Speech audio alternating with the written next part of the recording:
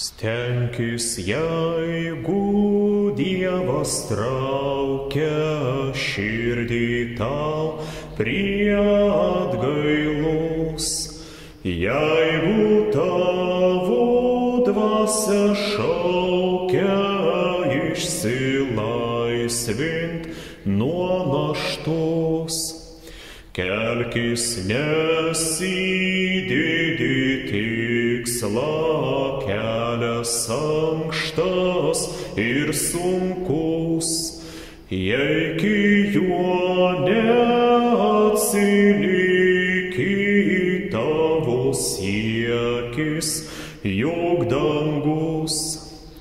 Stenkis, kad pirmoji meilė neatauštų nelauktai ir nuo Dievo jos netrauktų šio pasaulio geiduliai.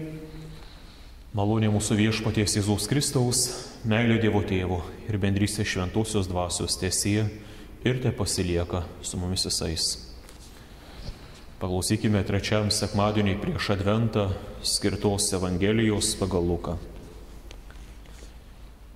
Fariziejų paklaustas, kada ateis Dievo karalystė, Jėzus paaiškino: Dievo karalystė ateina nepastebimai. Ir niekas nepasakys štai čia arba ten, juk Dievo karalystė jau yra tarp jūsų. Jis tarė mokiniams: ateis dienos, kai jūs geisite išvysti bent vieną vienintelę žmogaus sūnaus dieną ir nepamatysite. Jums sakys, štai iš čia, štai ten, neikite ir nebėkite paskui juos. Kaip tvykstelėjęs žaibas nušviečia viską nuo vieno dangaus pakraščio iki kito, taip savo dieną pasirodys ir žmogaus sūnus. Bet pirmiau jau reikės daug iškentėti ir būti šios kartos atmestam. Kaip yra buvę Nojaus laikais, tai bus ir žmogaus sūnaus dienomis. Žmonės valgė, gėrė, vedė, tekėjo, kol atėjo diena, kai Nojus įlipo į laivą. Tuomet ištiko tvanas ir visus sunaikino. Ar ne taip dėjusi ir Loto laikais? Žmonės valgė ir gėrė, pirko ir pardavinėjo, sodino ir statėsi. O tą dieną, kada Lodas paliko Sodomą, iš dangaus ėmė kristi ugnis su siera ir visus sunaikino. Šitai bus ir tą dieną, kai apsireikš žmogaus sūnus. Amen. Melskimės. Visagalis amžinasis Dieve, Tu pažadėjai mums naują dangų ir naują žemę, kuriuose valdo teisingumas. Todėl vesk mus savo dvasia, kad ateinant Tavo sūnų mes jį pasitiktume šventų gyvenimu. Ir to meldžiame per Jėzų Kristų mūsų Viešpatį. Amen. Lukas rašo: Fariziejų paklaustas, kada ateis Dievo karalystė, Jėzus paaiškino. Jeigu fariziejams Jėzus kantriai aiškina tikėjimo dalykus, tai ir mums Viešpats nori paaiškinti, atskleisti, apreikšti dalykus, kuriuo turime laukti, kad tikėjimo svarbiausiuose klausimuose neliktume nežinioje, nežinantis, neišmanantis. Fariziejai nebandė paneigti Dievo karalystės, tai yra atėjimo meto, kada Dievo valdžia bus kaip danguje, taip ir ant žemės. Jie netgi neklausė, kas yra Dievo karalystė, apie kurią tu kalbi, arba kokia bus Dievo karalystė, bet klausė, kada ateis Dievo karalystė. Visą šį lapkričio mėnesį skaitiniuose girdėsime, ką Jėzus moko apie dangaus arba Dievo karalystę. Ir evangelistas Lukas yra užrašęs keletą Jėzaus vaizdingų palyginimų apie tai, į ką bus panaši dangaus karalystė. Todėl fariziejai, girdėdami juos, sutiko su tuo, kad išauš viena diena, kai ateis Dievo karalystė. Sutiko netgi su tuo, kad mirusieji kelsis iš savo kapų. Sutiko, kad žmogus turi nemirtingą sielą, tačiau vis vien jie oponuoja Jėzui ir bando išprovokuoti ginčus įvairiais tikėjimo klausimais. Šį kartą jie tarsi sako: mes daug kartų esam tave girdėję kalbant, kad ateis Dievo karalystė ir žinoma, su tuo pilnai sutinkame. Bet ar tu gali pasakyti, kada jie ateis? Ir iš kokių ženklų galima bus suprasti, kad atėjo Dievo karalystė? Arba kad ji jau yra arti? Juk mes irgi meldžiame, kad ateitų Dievo karalystė, maldoje tardami: teteinie tavo karalystė, teesie tavo valia, kaip danguje, taip ir žemėje. Fariziejai laukė Mesijo, kuris bus apdovanotas tokia Dievo jėga, kad sugebės suvienyti visus žydus ir nugalėti visus priešus. Niekas jam nesugebės pasipriešinti. Jie laukia, kada regimai Mesijas pradės kurti Dievo karalystę. Bet Jėzus jiems atsako: Dievo karalystė ateina nepastebimai, juk Dievo karalystė jau tarp jūsų. Nesakyk, kad Dievo nėra šiame pasaulyje. Nes jei nėra Dievo, negali būti ir jo karalystės. Negali būti karalystės to, kurio nėra. Jėzus kalba, jog Dievo karalystė jau yra tarp jūsų ir jie ateina nepastebimai. Kuomet Jėzus Kristus arba Mesijas atėjo į šį pasaulį, pas mus atėjo ir Dievo karalystė. Nes ten, kur karalius, ten ir karalystė jau yra tarp mūsų. Ir jie atėjo nepastebimai, su kūdikio verksmu, į šį pasaulį. Ir jie pasiliko šiame pasaulyje, jie neišnyko su Jėzaus kentėjimais ant kryžiaus, su mirtimi, prisikėlimu ir dangun žengimu. Išlieka pasaulyje per skelbiamą Evangeliją. Dievo karalystė jau yra ir pasilieka tarp mūsų. Kai mes esame mokomi gyvojo Dievo žodžiu, Dievo karalystė yra tarp mūsų, kuomet šventoji dvasia širdyse uždega tikėjimo liepsną ir neleidžia užgesti savo vilties bei malonės liepsnoms, liudydama, kad žmogus nuteisinamas ne darbais, bet vien per tikėjimą, vien iš malonės, vien dėka Jėzaus Kristaus ir jo atperkančios aukos. Dievo karalystė yra tarp mūsų, kuomet mes esame maitinami viešpaties paliktų sakramentų. Jie ateina nepastebimai, kad regimai gyventų ir pasiliktų kiekvienoje Kristų tikinčioje širdyje.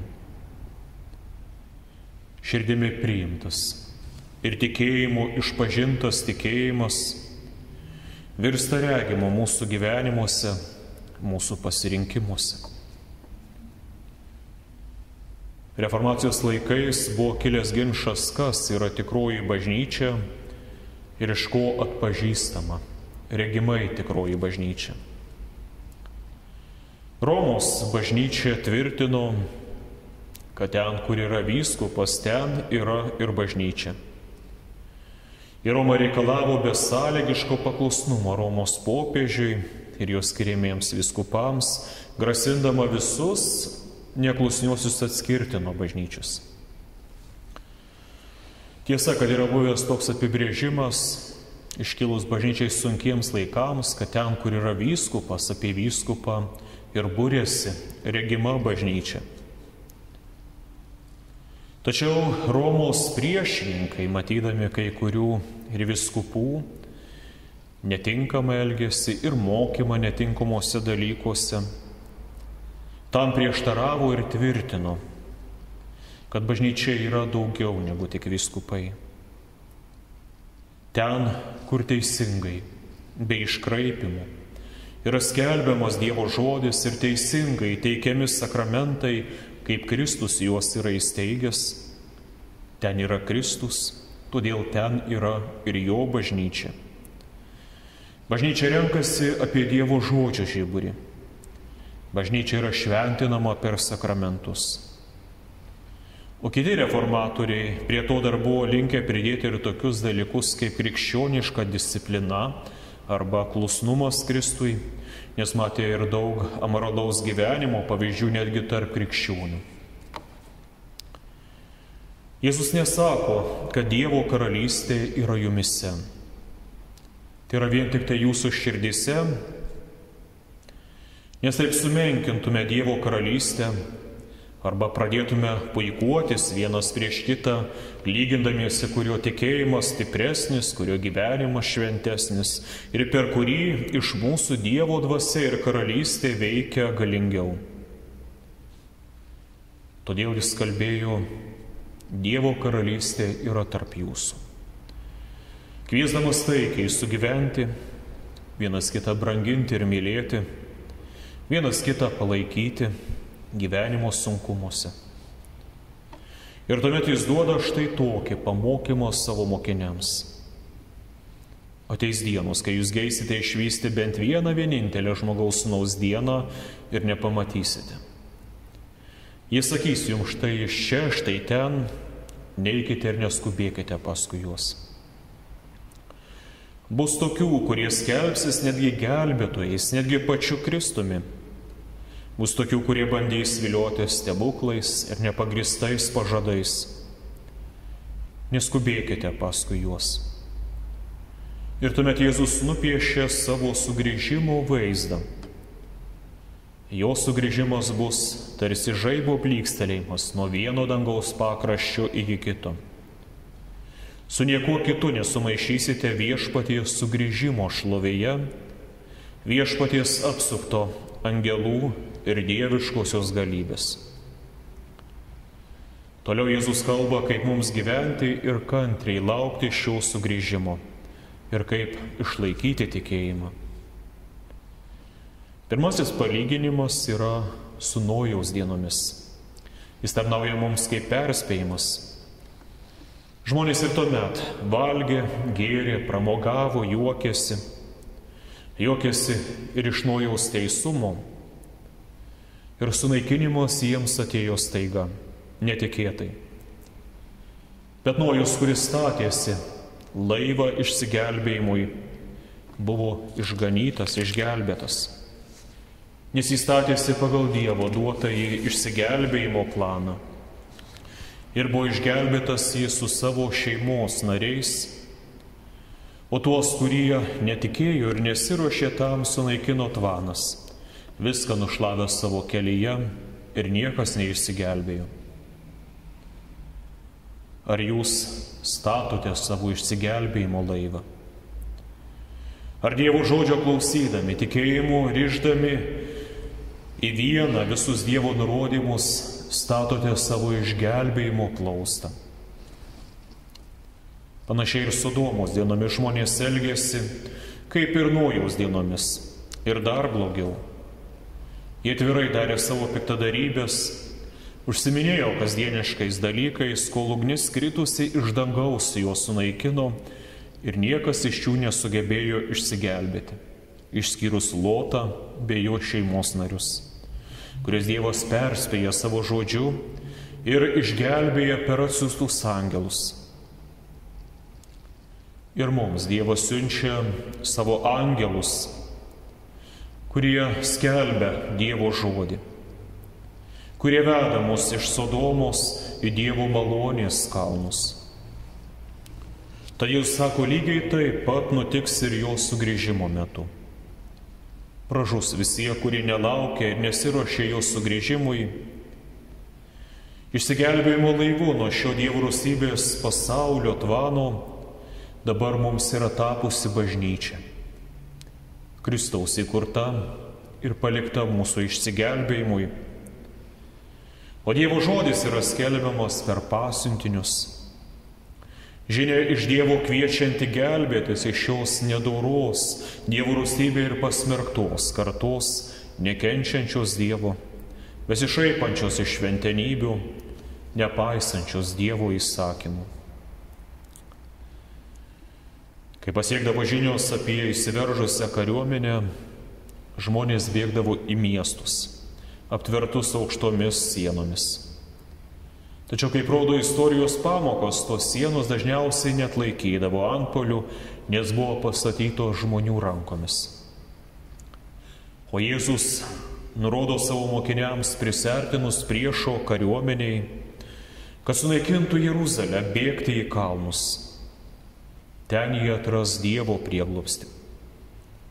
Ir iš tiesų dauguma tų, kurie apie 70-uosius metus po Kristaus liko už Jeruzalės sienų, žuvo arba buvo paimti ir parduoti vergais, labai pigiai tarsi būtų beverčiai. O pasislėpusiai kalnuose, paklausę Viešpaties žodžio, Loto pavyzdžiui išgyveno, išsigelbėjo. Todėl Jėzus drąsina, kai užklups sunkumai ar persekiojimai, atsiminkite nuo jų. Atsiminkite nuo jų ir prisiminkite mane bei mano žodį. Amen. Aš Kristaus šventuoju krauju didžiausią turtą įgyju.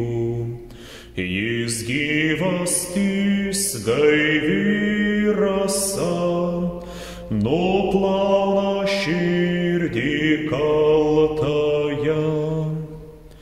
Kai bus paskiausia jau naktis ir gąsdins nuodėmė mirtis, te atgailėk